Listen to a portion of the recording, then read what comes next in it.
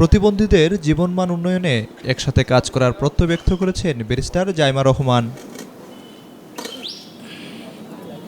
বিকেলে গুলশানের সোসাইটি পার্কে বিএনপি আয়োজিত প্রতিবন্ধী শিশুদের সাথে এক মতবিনিময় অনুষ্ঠানে তিনি বলেন, শত প্রতিকূলতা মোকাবেলা করে এগিয়ে যাওয়া প্রতিবন্ধীরা দেশের গর্ব।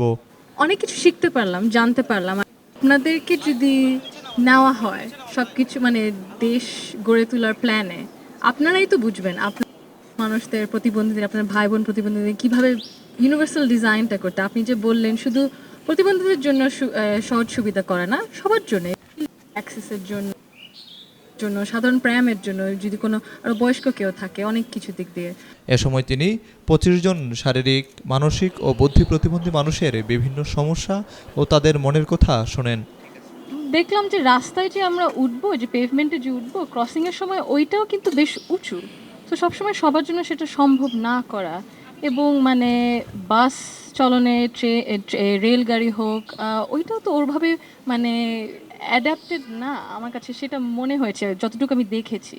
তো আপনাদের কি সেটা মনে হয় কি কাজ করা উচিত? প্রতিবন্ধী শিশুরা দেশের অধিকার নিশ্চিতে সুনির্দিষ্ট কিছু প্রস্তাবনা তুলে ধরেন। বিশেষ করে শিক্ষা প্রতিষ্ঠান ও কর্মক্ষেত্রে যেসব সমস্যার সম্মুখীন হন তা তুলে ধরেন তারা। আমরা আমাদের সমস্যাগুলোও বোঝাতে পারি না। সো আমার একটা অনুরোধ, সেটা হচ্ছে গভর্নমেন্টের প্রতিটা সেক্টরে যেন ইশারা ভাষার দোভাষীর ব্যবস্থা থাকে। পরিবারে আমার বাবা, মা, ভাই তিনজনই শ্রবণ ও বাক প্রতিবন্ধী ব্যক্তি। আমি বুঝি আসলে আমার কষ্টটা কোথায়।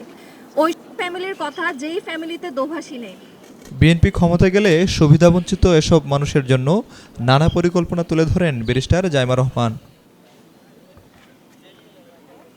সত্য সরকার, বিনিউজ 24, ঢাকা।